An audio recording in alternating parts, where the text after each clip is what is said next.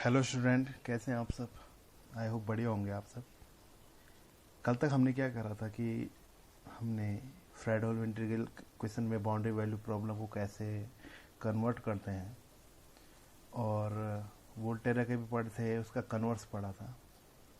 आज हम क्या पढ़ेंगे कि जो फ्रेडहोल इंटीग्रल इक्वेशन है वही बाउंड्री वैल्यू प्रॉब्लम को फ्रेडहोल इंटीग्रल इक्वेशन में कैसे चेंज करेंगे ये देखते हैं।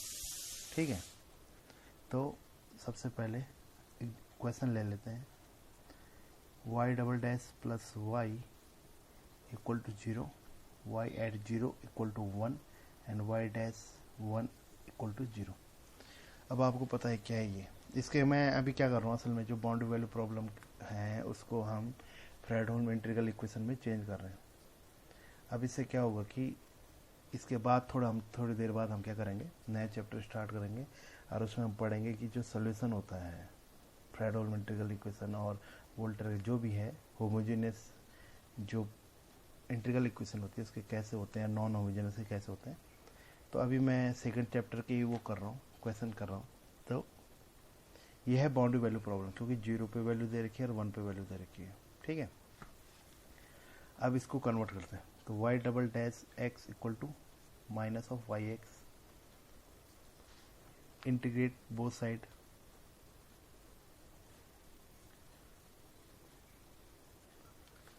तो ये हो जाएगा integration y double dash x d x zero to x equal to zero to x y x d x. इसका इंटीग्रेशन आ जाएगा y dash x zero to x equal to minus zero to x y x d x. आप इसको Y t d T भी लिख सकते हो, Y x d x लिख सकते हो।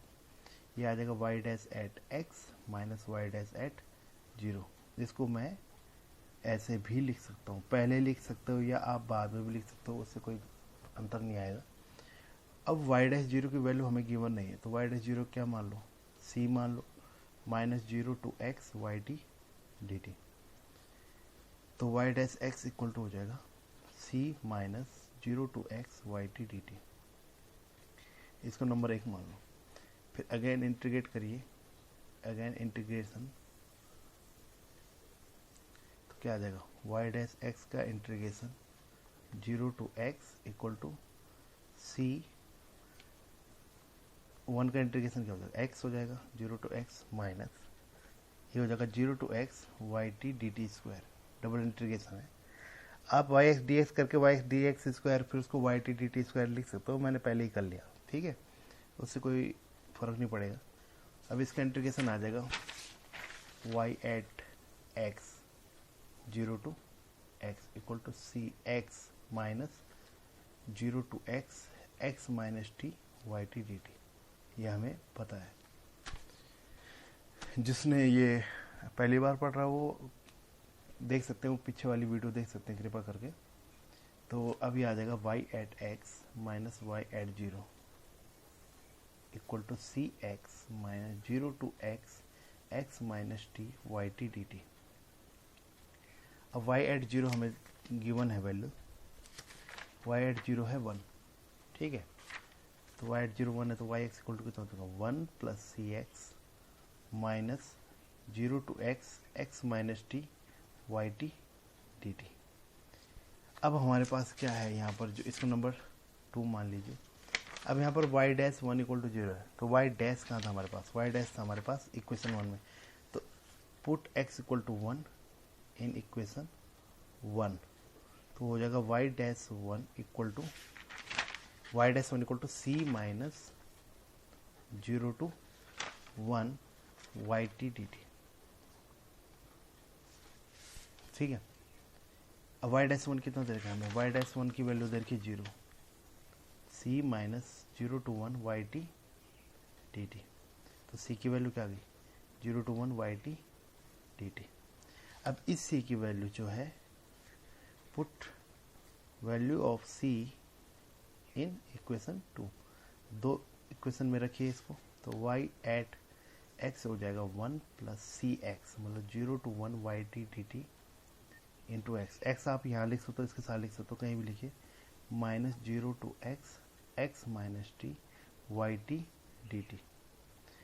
अब आप क्या कर सकते हो, इसको ब्रेक करोगे आप 0 to x तक और x to t तक, minus 0 to x x minus t y t d t. अब 0 to x ये भी है, 0 to x ये भी है, तो इन दोनों को साथ में लिख देंगे तो क्या आ जाएगा, y at x equal to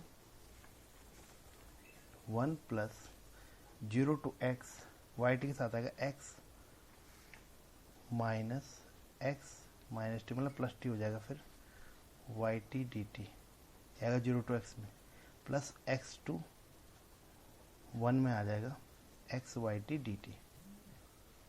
तो कितना हो गया, ये हो चुका है हमारे पास 1 plus 0 to x t y t d t plus x to 1 x y t d t. इसको आप लिख सकते हो 1 plus 0 to 1 k x t y t d t, where k x t equal to t है जब T जो है 0 से x के बीच में है, और x है जब t x से 1 के बीच में है। तो किस में चेंज हो गया, फ्रेडहोल्म इंटीग्रल इक्वेशन में चेंज हो चुका है ये, ठीक है। तो आप इसको ऐसे कर सकते हो। अब मैं इसका एक ऐसा क्वेश्चन ले रहा हूँ जिसमें क्या होगा कि किसी इक्वेशन, ऐसे आप और इक्वेशन कर सकते हैं। अब मैं एक क्वेश्चन ऐसा ले रहा हूँ कि जिसमें क्या करना होगा, किसी बाउंड्री वैल्यू प्रॉब्लम को फ्रेडहोल्म इंटीग्रल इक्वेशन में चेंज करना है और उसके बाद उसको फिर से उसी डिफरेंशियल इक्वेशन में कन्वर्ट करना है, ठीक है। तो उसको भी करते हैं हम, और उसके मतलब वो उसमें दोनों सॉल्यूशन निकल जाएंगे हमारे पास जो गिवन है। तो यहाँ पर हमारे पास गिवन है y double dash x given है एफ एक्स, और y एट 0 की वैल्यू दे रखी है 0 और y1 की वैल्यू दे रखी है 0। ये है क्वेश्चन 3A एक्सरसाइज है हमारे पास 2C।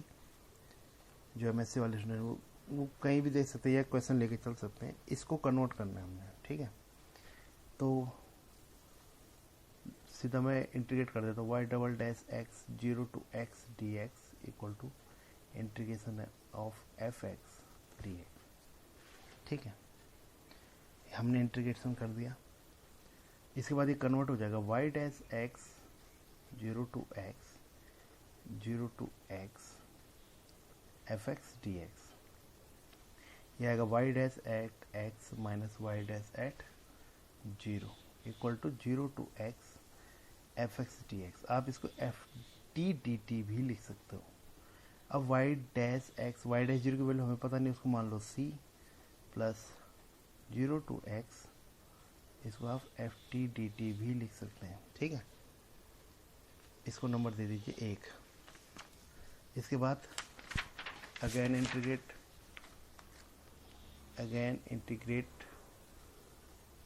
तो आ जाएगा integration of y dash at x 0 to x dx equal to c x 0 to x plus 0 to x f t d t square, ठीक है। डबल इंटीग्रेशन हो गया ना, क्योंकि पहले से इंटीग्रेशन था तो इसलिए डी टी स्क्वायर आ गया। ये आ जाएगा y at x 0 to x, ये आ जाएगा c of x minus 0 to c x हो जाएगा। ये हो जाएगा 0 to x x minus t f t d t, ठीक है। ये आ जाएगा y x minus y 0 equal to c x plus 0 to x x minus t f t d t. y at 0 कितना दे रखा है हमें, y एट 0 दे रखा है 0, तो y x हो जाएगा, ये तो 0 हो जाएगा, equal to c x plus 0 to x x minus t f t d t. अब हमारे पास जो है y एट, इसको नंबर दे दीजिए 2। अब हमें y1 की वैल्यू दे रखी है। अब y x हम y1 है, y डैश नहीं है, तो हम इस पे रखेंगे ना कि फर्स्ट में। तो put x equal to 1 in equation 2। तो y एट 1 इक्वल टू क्या आएगा, c इंटू 1 c हो गया, plus 0 to 1 1 minus t f t d T. यहाँ से अब y1 कितना दे रखा है, y1 जीरो है तो जीरो हो जाएगा, तो c की वैल्यू हो जाएगी ये जाएगा उधर जाएगा minus 0 to 1 1 minus t f t d t. इसको ले लो 3, तो put value of c in equation 2, तो क्या आ जाएगा y at x equal to c x, तो minus 0 to 1 x into 1 minus t f t d t plus 0 to x minus t f t d t. ठीक है, इस पे put कर दिया हमने। अब इसको ब्रेक करेंगे तो y एट x होगा, इसमें हम क्या कर लेते हैं, तो इसमें जो ये माइनस है, इस माइनस को अंदर लिख रहा हूँ, इसको t माइनस में लिख देता हूँ। ठीक है, तो ये हो जाएगा आपका 0 to x into t minus 1 f t d t plus x to 1 x into t minus 1 f t d T, और साथ में इसके साथ है plus 0 to x minus t f t d T.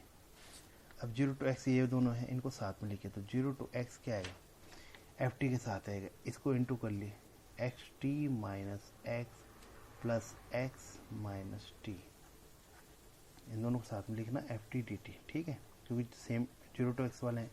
अरे x to 1 साथ में x into t minus 1 f t d t. अब इसमें कैंसिल हो गया, इसमें क्या आ जाएगा कॉमन, t कॉमन आ जाएगा, तो क्या आ जाएगा x minus 1 into t f t d t plus x to 1 x into t minus 1 f t d t.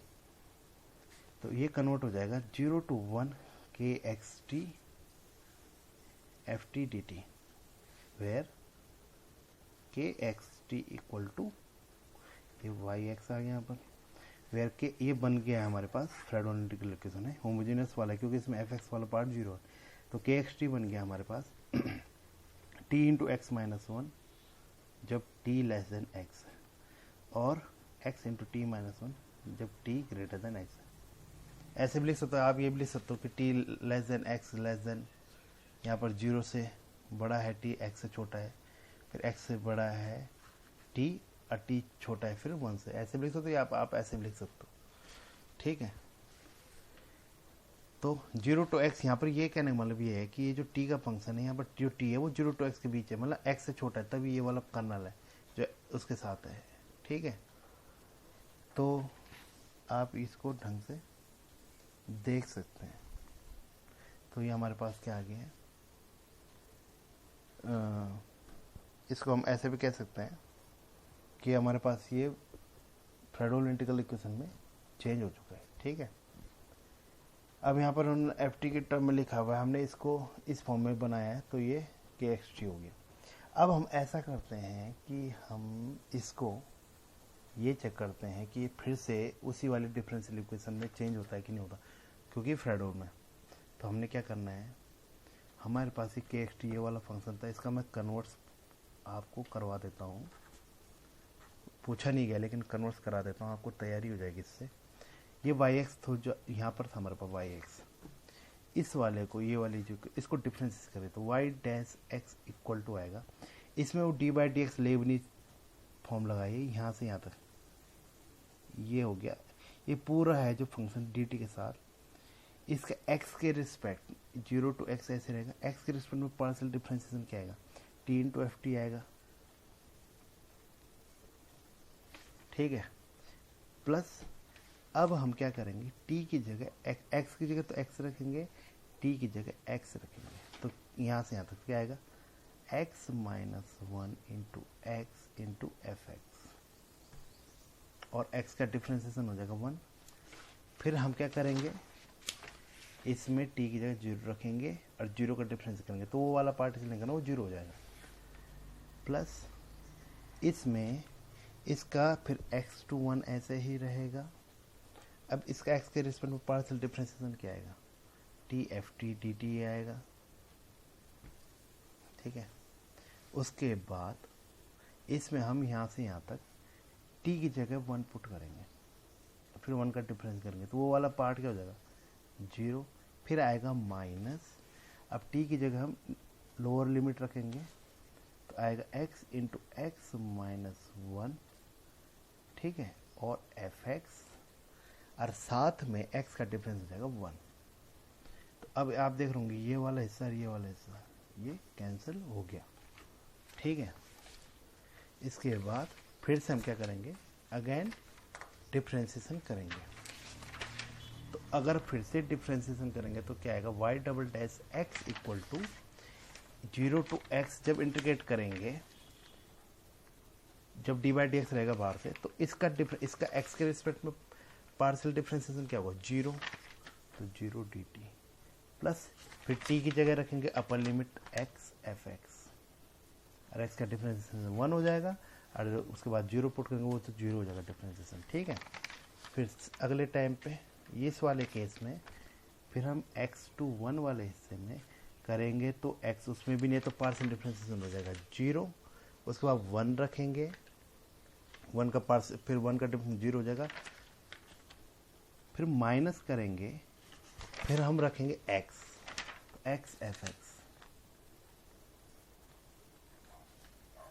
ठीक है, और x का डिफरेंसिएशन हो जाएगा 1। उसके बाद जब इतना कर लेंगे हम, तो उसके बाद हम क्या करेंगे, इसके इधर लेके जाएंगे कि इसकी वैल्यू कितनी आ रही है।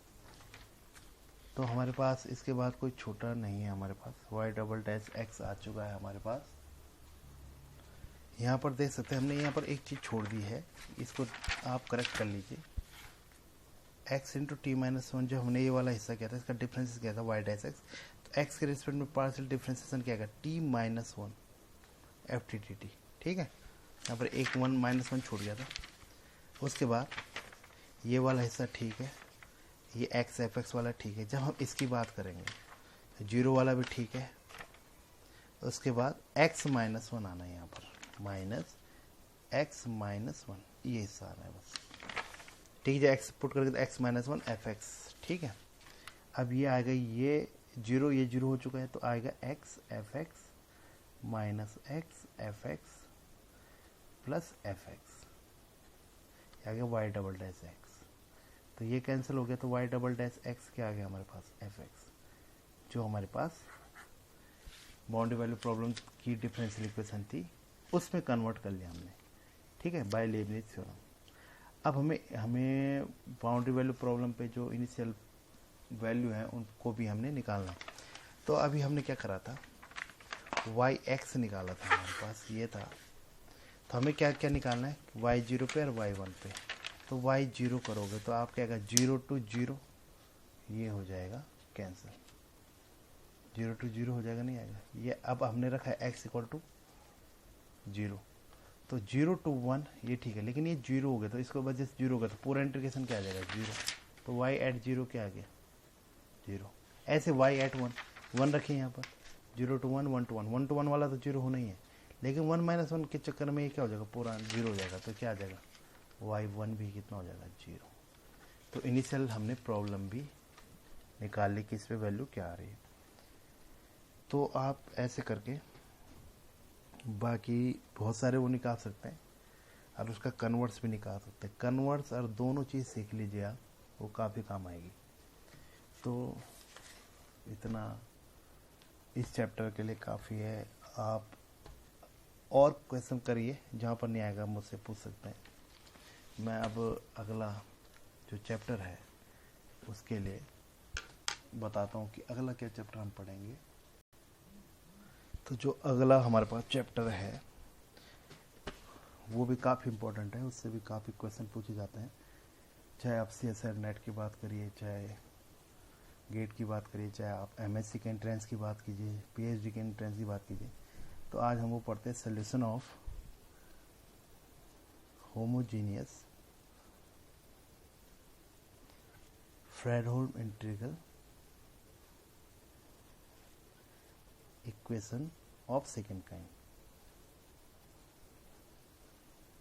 सेकेंड काइंड का मीन्स जब अल्फा एक्स हमने जो पढ़ा था वो कांस्टेंट होता है, होमोजेनस मतलब fx 0 होता है, फ्रेडहोल्म हमें पता है क्या होता है, बाउंड्री कंडीशंस होती है जिसमें, ठीक है।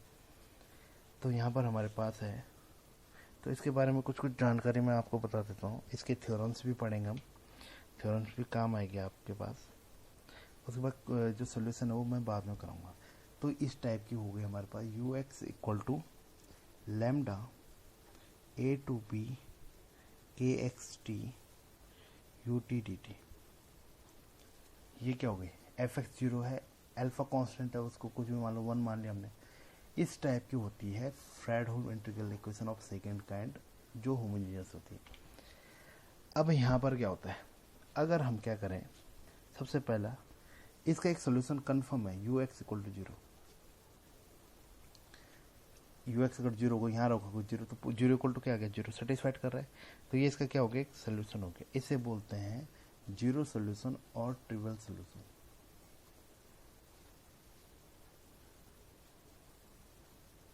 ये कंफर्म सोल्यूशन होगा इसका homogeneous Fredholm integral equation of second kind का। अब यहाँ पर क्या है, यहाँ पर जो पैरामीटर है लैम्डा, इसे पैरामीटर बोलते हैं, ठीक है। इस पैरामीटर की जिस वैल्यू के लिए यू एक्स के पास या इस इंटीग्रल इक्वेशन के पास नॉन जीरो सोल्यूशन होंगे for u x equal to does not equal to zero. मतलब कैसा टाइप का सोल्यूशन है, नॉन जीरो सोल्यूशन अगर मिलता है फॉर कोई भी लैम्डा है माना, ठीक है, उसको कहते हैं आइगन वैल्यूज और कैरेक्टरिस्टिक वैल्यूज। कैरेक्टरिस्टिक वैल्यूज जिस लैम्डास के लिए, कैरेक्टरिस्टिक वैल्यूज जिस लैम्डा की वैल्यूज के लिए यू एक्स के पास क्या होगा, नॉन जीरो सोल्यूशन होगा, उसे कहेंगे कैरेक्टरिस्टिक वैल्यू। और उस लैम्डा के लिए इसका जो सोल्यूशन निकलेगा, जो u x equal to does not equal to zero, जो सोल्यूशन मिलेगा non zero solution for such lambda, जो भी उसको हम बोले eigen value, called eigen function.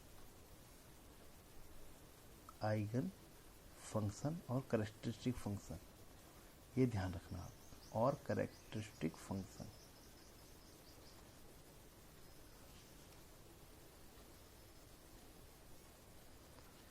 इसके बाद क्या होगा कि हमारे पास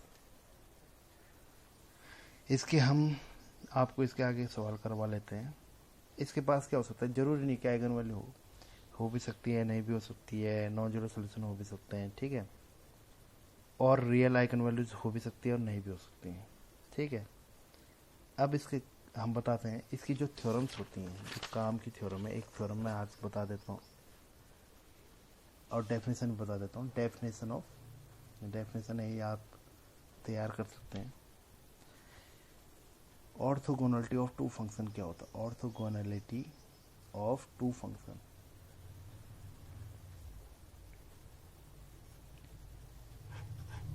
तो इसकी डेफिनेशन है, two function f x and g x, f x and g x continuous है, continuous on interval a to b is said to be orthogonal, is said to be orthogonal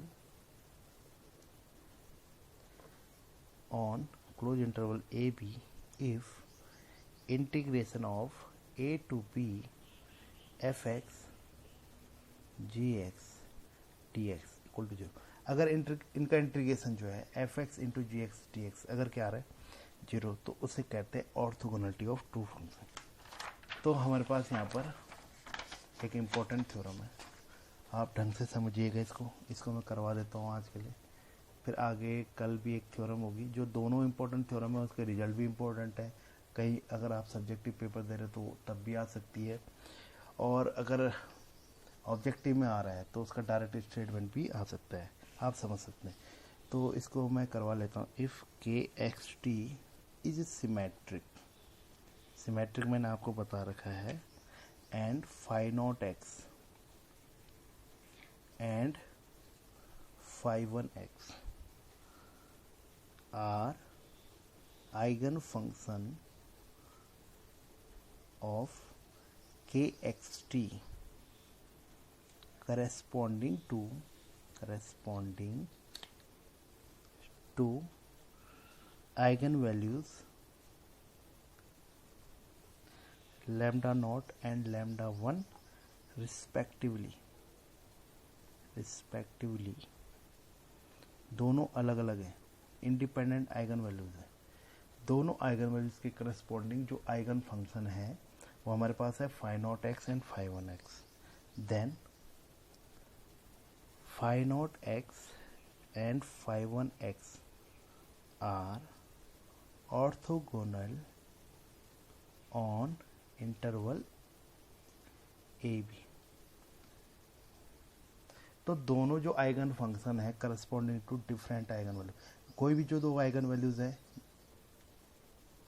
जो डिफरेंट है means independent है, उनके corresponding जो eigen functions होंगे वो क्या होते हैं, हमेशा ऑर्थोगोनल होते हैं उस इंटरवल में।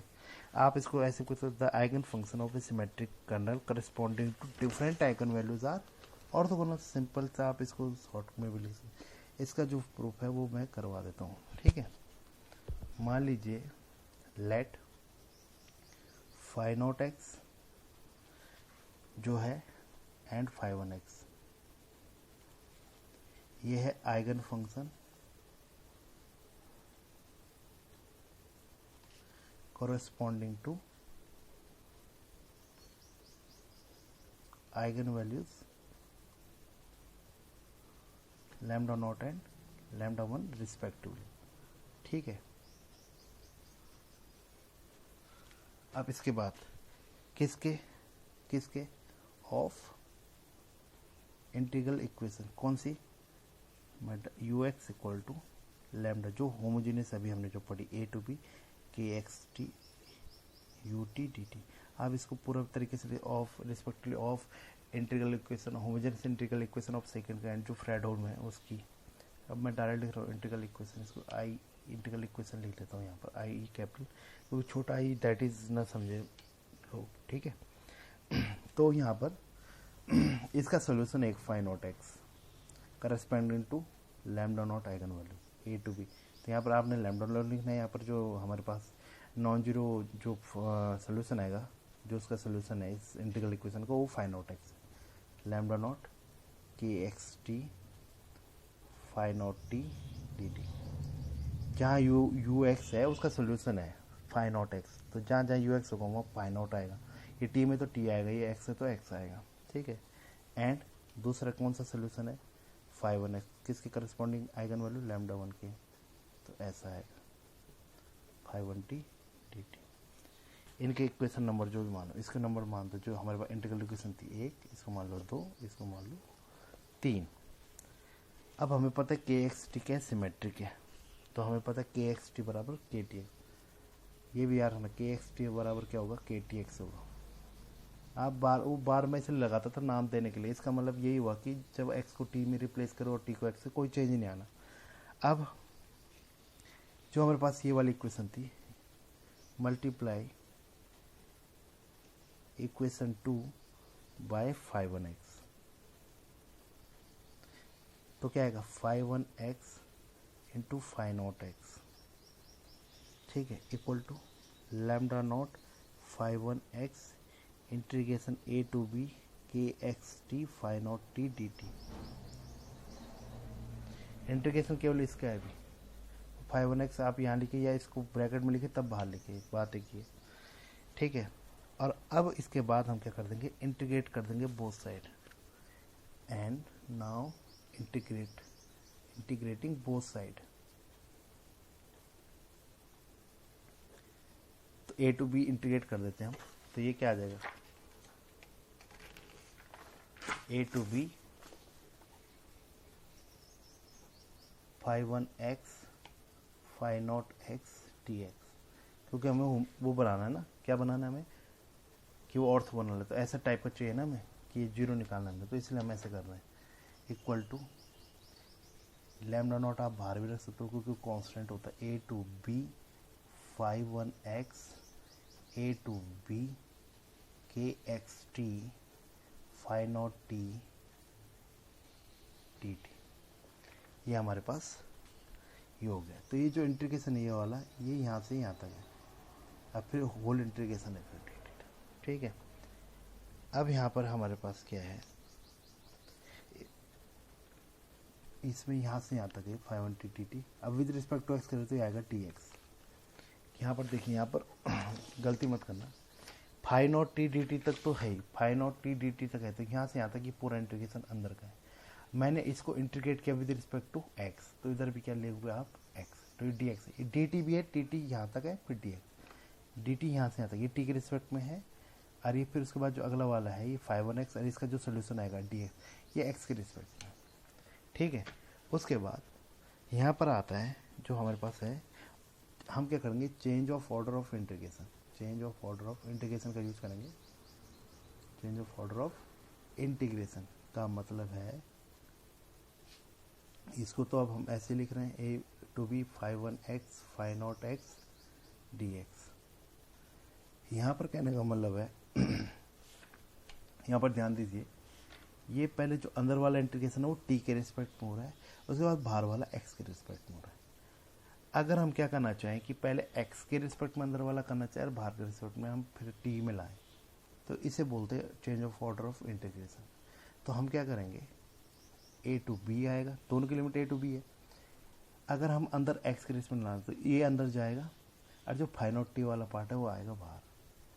तो 5/t a to b k x T, क्योंकि इसमें एक्स इसलिए अभी इस पर कोई चेंज आएगा, ये अंदर ही रहेगा।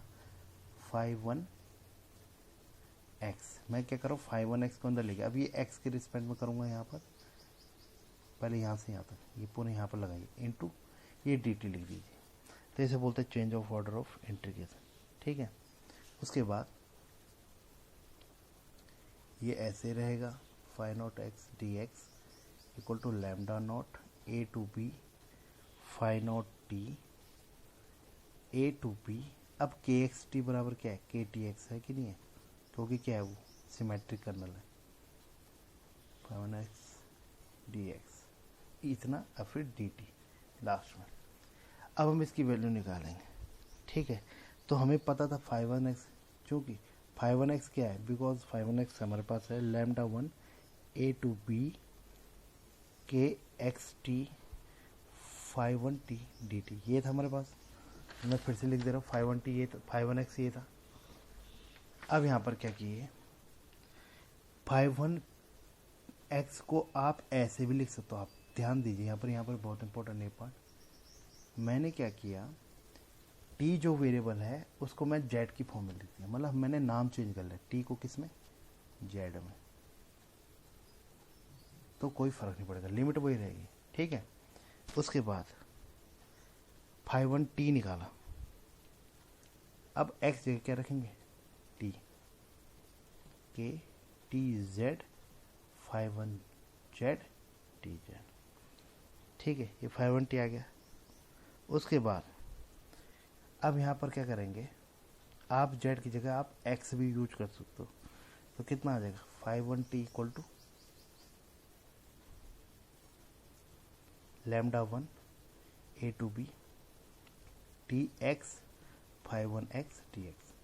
अब z को क्या नाम दे दिया मैंने, x, कुछ भी वेरिएबल नाम दे सकते हो, हमने इसलिए किया, हमने ये वैल्यू निकालनी थी। अब मैं इसलिए पहले से नहीं कर सकता, हम x नहीं यूज कर सकते। पहले हमने क्या किया, 5/1x में इस पर जो t की जगह है नया वेरिएबल लिया z dz, तो 5/1t x की जगह t लिया, क्योंकि 5/1x की वैल्यू यहाँ पर जहाँ x है वहाँ t रखेंगे। 5/1t इसके बाद क्या हो जाएगा, मैंने कहा कि अब हमारे पास अगर मेरे को इसका फिर जो वेरिएबल है यहाँ पर z के अबाउट इंटीग्रेशन हो रहा है, उसको अगर हमने किस में लाना, किसी और में y में लिखना तो y में लिख सकते हो, लेकिन आपको चाहिए x में, तो x में लिख दो। अब ये वैल्यू क्या है, यही तो है, तो इसकी वैल्यू क्या आ जाएगी, तो ए टू बी के टी एक्स 5/1x dx कितना आ जाएगा आपके पास, वो आ जाएगा 5/1t अपॉन लैम्डा 1। अब इसकी वैल्यू यहाँ पुट करिए, इसको यहाँ पुट करिए, क्या आ जाएगा, a to b integration a to b 5/1x into 5/0x dx equal to lambda naught integration a to b 5/0t है ही पहले से, और उसकी वैल्यू आई 1/λ1 φ1t dt। ठीक है, अब इसमें λ0/λ1 बाहर ले लिया मैंने, ये हो गया a to b φ0t φ1t dt।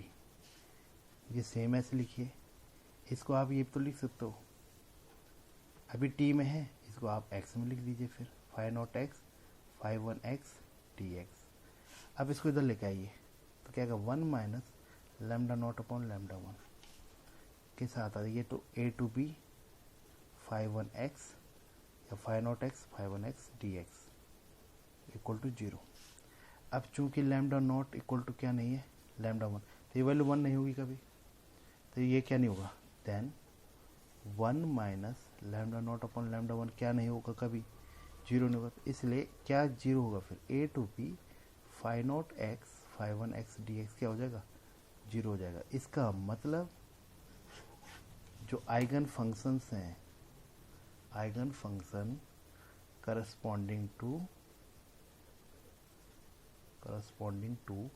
different eigenvalues are orthogonal। तो ये बहुत इंपॉर्टेंट थ्योरम है, आप इसको ये पेपर में भी आ सकता है और आ भी जाता है काफ़ी हद तक, तो आप इसको तैयार कीजिए। उसके साथ साथ में इसके बाद अगले उसमें जो कल हम पढ़ेंगे कि जो हमारे पास सिमेट्रिक कर्नल होता है उसके करस्पॉन्डिंग जो आइगन वैल्यूज निकलती हैं वो रियल निकलती हैं। और साथ साथ में हम अब उसके बाद इसके बाद एक थ्योरम इंपॉर्टेंट है, उसके बाद ज़्यादातर हम क्या करेंगे, इसके क्वेश्चन करेंगे, बहुत ही इंपॉर्टेंट है, उसको आप तैयार कर सकते हैं आगे के लिए भी और एमएससी के लिए भी। ठीक है, तो इसमें कहीं कंफ्यूजन होगा तो आप मेरे को क्वेरी कर सकते हैं, जहाँ पर समझ में नहीं आएगा। तो आज के लिए ये बहुत है, इसके बाद हम कल पढ़ेंगे। Thank you.